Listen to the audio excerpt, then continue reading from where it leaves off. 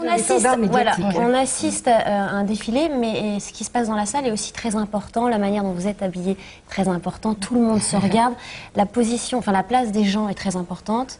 C'est vrai qu'il faut souviens d'avoir été invité au quatrième rang. Moi, je me souviens par exemple d'avoir été invité dans un défilé que je ne citerai pas. J'ai été au premier rang. Est arrivé quelqu'un qui ne devait pas venir, de plus importante que moi à ce moment-là. C'était qui? Ah non, je ne balance pas. Je ne balance pas. Non. Donc on m'a fait mettre derrière. En soi, je m'en foutais un petit peu. Juste, je me suis sentie tout d'un coup humiliée à tout le monde qui me regardait comme si j'étais une énorme merde. Oh, vous parlez mal. Je parle très mal. Ça, vous m'avez invité, il fallait le savoir.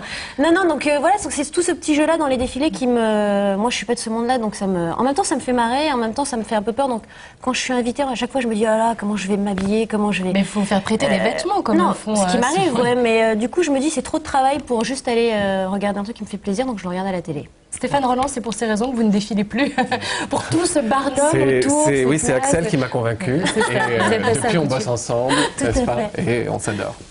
Non, pour de vrai. C'est la 3e saison qu'on ne défile pas.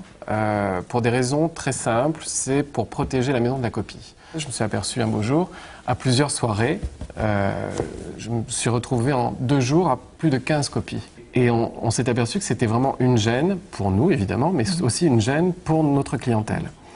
Il a fallu que je trouve un système pour permettre à la clientèle de visualiser. Alors d'abord, on s'est dit on va faire des présentations à huis clos.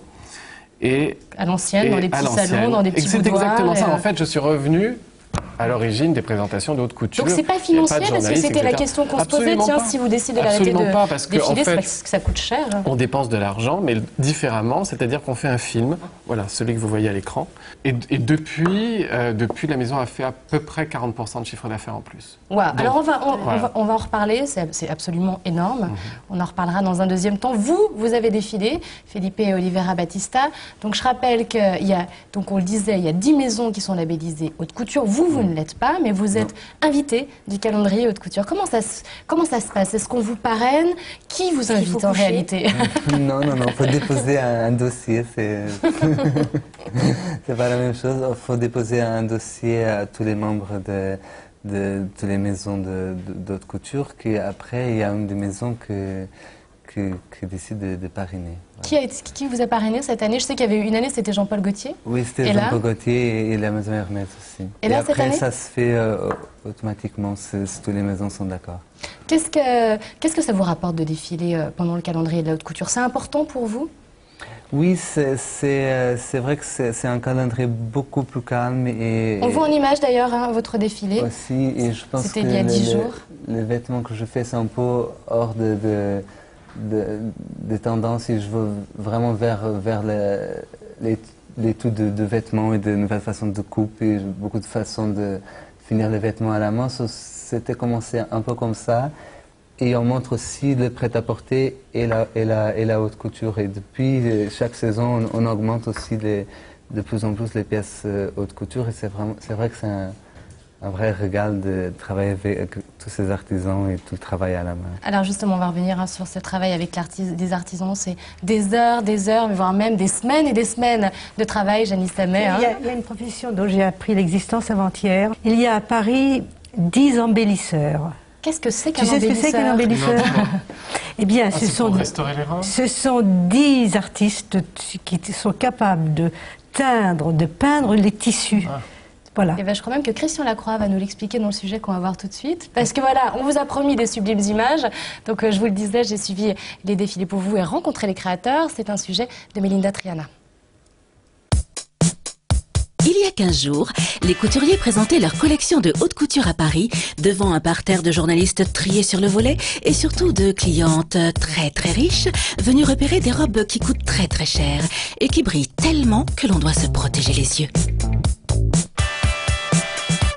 C'est des paillettes, c'est des Swarovski, c'est des choses qui brillent seulement. Et effectivement, Elisab ne nous a pas menti. Il y en avait de la paillette pour une garde-robe digne des 1000 et une nuits. Car rien n'est jamais assez beau et rien ne brille suffisamment pour les princesses du Moyen-Orient. Je connais Elisab depuis 10 ans et j'ai toujours voulu que ma fille s'habille en Elisab pour son mariage. Elles sont 300 clientes potentielles dans le monde à pouvoir s'offrir ces robes magiques pour des occasions uniques. Direction la maison Valentino maintenant. On n'aura pas la chance d'aller dans les backstage cette fois-ci, c'est trop petit, alors on ira faire un tour côté salle. Ici, c'est un déploiement de toilettes glamour. Normal, c'est lui qui habille toutes les divas hollywoodiennes pour les tapis rouges. Et ça se voit.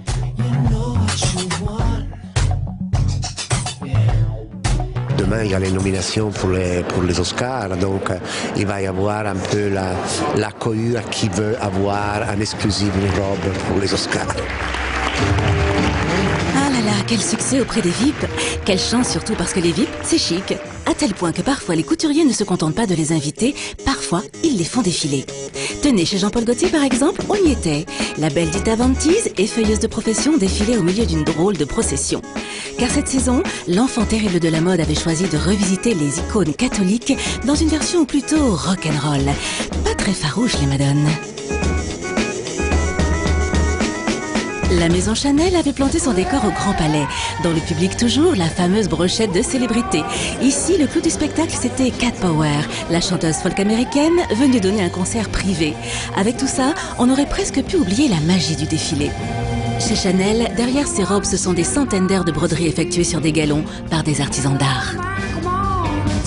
Tout est fait en bande, les robes du soir, et aussi les tailleurs, qui au fait ne sont pas des tissus, c'est des galons faits à la main par la fameuse Mademoiselle Cousieux qui fait les galons Chanel, qui vaut une fortune et qui a un secret qu'elle ne veut donner à personne, elle forme personne. C'est une chose inexplicable et mystérieuse, mais géniale. Un secret bien gardé qui explique que certaines robes peuvent atteindre des sommes astronomiques, jusqu'à 100 000 €. Mais avant de pouvoir s'offrir ces robes, encore faut-il pouvoir les porter, car après tout, ce sont des modèles uniques. Aujourd'hui, les femmes qui achètent à notre couture ont toute la taille mannequin. Parce que les gens ne dépensent pas autant d'argent si ça ne vaut pas la peine.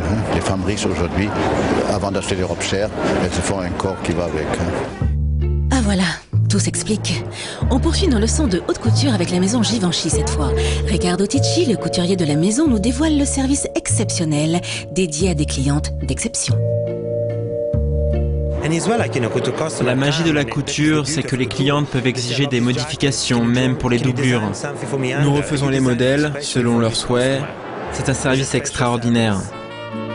Nous, malheureusement, on ne fait pas 1m75, il faut enlever 10 cm, il y a pas mal de choses à changer sur la robe, mais bon, on achète. Ah, nous voilà rassurés. On file maintenant chez Christian Lacroix, couturier chouchou de la presse française, pour une vraie leçon de poésie cette fois. C'est comme des croquis qui arrivent sur le podium et traités avec des couleurs qui sont celles des fleurs en fait. Ce qui est couture, c'est que par exemple il y a certains unis qui sont peints à la main parce qu'on n'arrivait même pas à les teindre tellement c'était ces couleurs un peu comme les cyclamènes. Moi j'ai beaucoup regardé les pétales quand c'est incopiable la nature quelquefois. Et puis comme chaque saison, Christian Lacroix nous a subjugués avec sa mariée.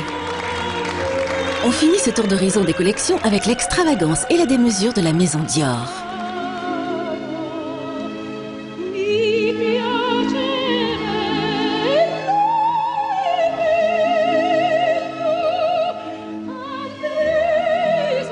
Pour l'occasion, John Galliano rend hommage à l'opéra chinois Madame Butterfly.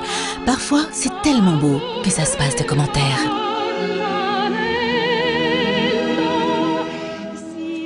Alors il faut quand même dire que les défilés haute couture, c'est un moment magique. On est au spectacle. C'est du rêve absolu. Émouvant. Enfin, c'est du rêve absolu. Et cette année particulièrement, Dior nous a offert 45 minutes de rêve absolu. Des robes qui ont exigé 900 heures de travail. 900 heures de travail. Des robes, il y a une robe de tulle qu'on vous a présentée, il y a 200 mètres de tulle. Et cette année où il a fait vraiment des robes qui sont la démonstration parfaite de ce que Paris peut produire dans ses ateliers. Je trouve qu'il faut un hommage magnifique aux ateliers. Eh bien, le lendemain, les coups de téléphone des clientes pleuvaient. Pleuvaient, c'est-à-dire